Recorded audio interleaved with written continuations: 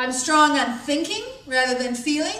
I want to be logical. I want things backed up by facts. And I'm strong on perceiving. That is, I want things open-ended, and I want to be able to be spontaneous in my thoughts and my decision-making process.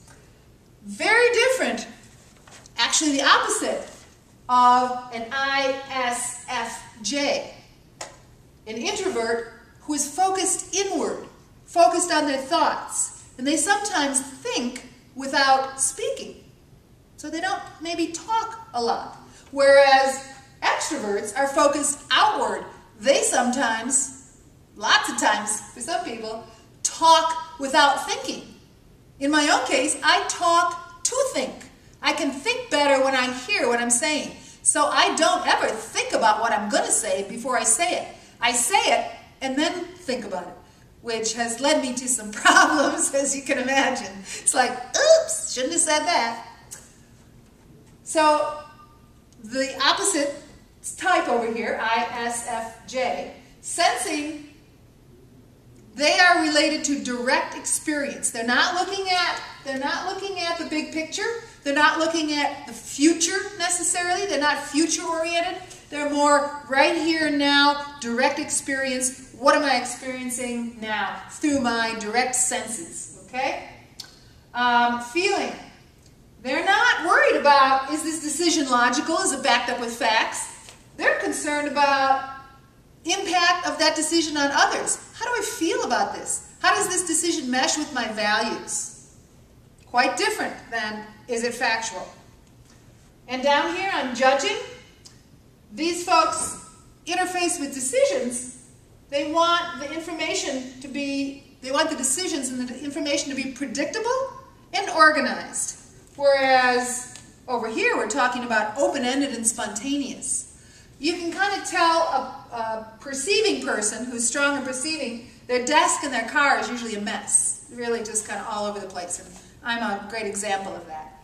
A person who's high on judging is usually pretty organized. Their desk and their car look pretty neat and tidy because that's predictable and organized. So you can imagine these two people being on the same team. This person is talking and all over the place, talking about future. Oh, we could do this, we could do that. We have some good facts behind us, and let's kind of take in all the information before we make our decision. This person over here may not even be able to get a word in edgewise because they don't talk before they think. They want time to think, and they want time to consider all the possibilities before they say what they're thinking. And they also want some experience. They don't want to just be thinking, oh yeah, this is going to be good. Oh yeah, this is going to be great in the future.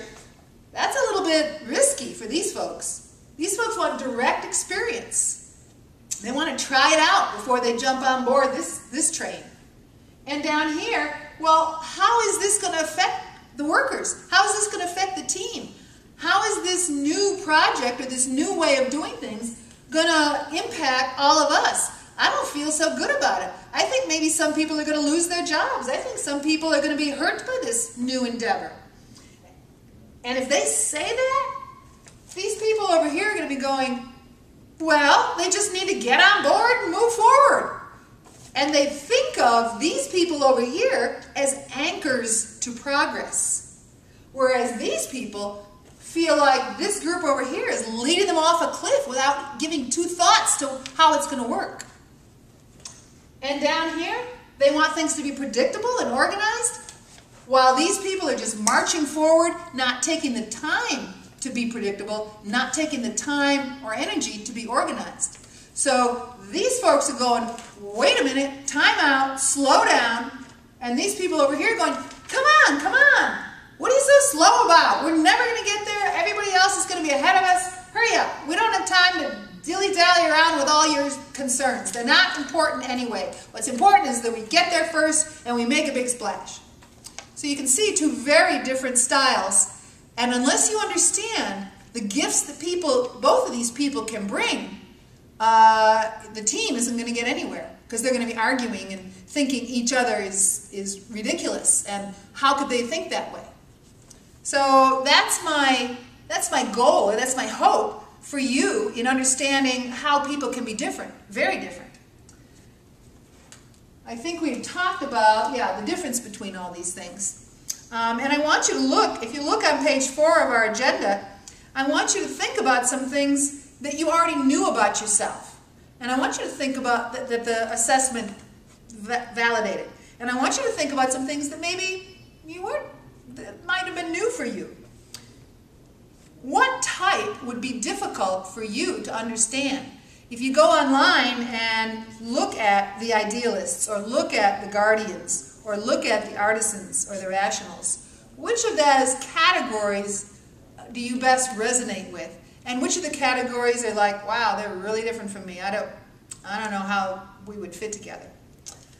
We'll talk about those when we come to class for week 6. We'll spend some time right at the beginning of class talking about the differences between these different categories and types. There's another type, or there's another whole constellation of personality assessments, and one big one that we have that probably right now is accepted as the most reliable, the most valid predictor of human personality is called the Big Five, because it relates to 5 big constellation categories. And you'll see that on page 5, strangely enough, of your handout for week 5 on the agenda. And I want you to kind of get there with me. So I'm going to ask you right now to look at the bottom of page 4 and think of yourself as a child. Now, you won't remember specific instances, or very many specific instances, before you were 4 or 5. Some people don't even remember back that far.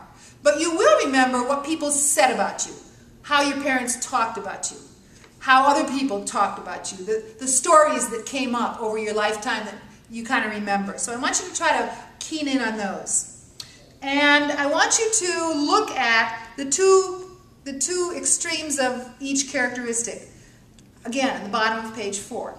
Number 1, I want you to decide if you